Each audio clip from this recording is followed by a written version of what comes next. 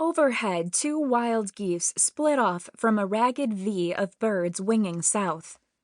As their flock flew on, the pair turned back, swooping low enough that Samantha Forster heard the silken rush of feathers and saw the glitter of dark eyes studying her. A dome of blue sky arched over Riverbend Ranch. Underfoot, a few shoots of grass ventured through dirt dark from melting snow. There was a moment of silence from the squadron of construction workers hammering as fast as they could to rebuild the barn while the sunny weather lasted. With permission from Dad, they'd arrived just as the sun was rising. Since 6 a.m., this was the first time they'd quit pounding.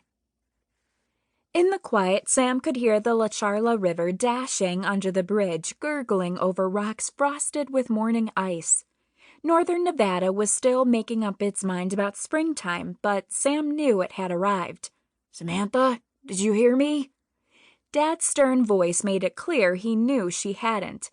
"Sorry, what?" Sam felt as if she'd come plummeting back down to earth. Dad and Brianna sat on their horses, ready to ride out. For a minute, she'd forgotten all about them.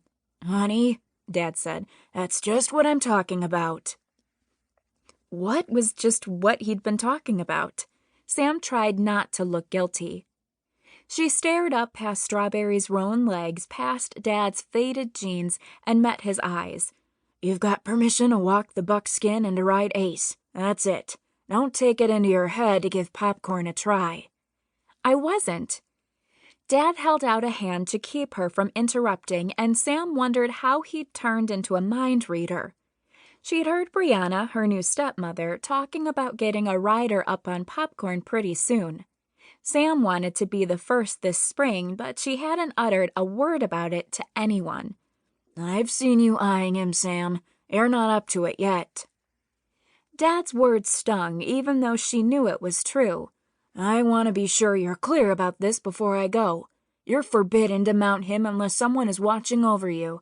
Spring fever can be a dangerous thing." "I get it," Sam said. For a second, Dad looked like he might mention her tone again, but Brianna spoke up. "She understands, Wyatt," Brianna said. "Okay," Dad said. He relaxed in the saddle and Strawberry's ears pricked forward, sensing they were about to go. "We're gonna check out the grays in the spring pasture and decide when to move the cattle. We'll probably be a couple hours." He and Brianna rode out at a trot. Within seconds, their laughter flowed back to Sam. They probably weren't laughing about her, but Dad's criticism still hurt. "You're not up to it yet." She'd only been back on the ranch for about 9 months, and she had taken her share of spills. But why did Dad have to rub it in? She'd find a way to show him she wasn't the worst rider in northern Nevada. But how? The sudden thunder of nearby hooves made Sam turn back toward the 10-acre pasture. Nike, red mane streaming as he paced along the fence, had spotted the halter in her hand. He stopped and tossed his head, attracting the attention of other horses. Tank, the big, bald-faced bay, joined Nike. Soon, Amigo and Buff jostled each other in excitement.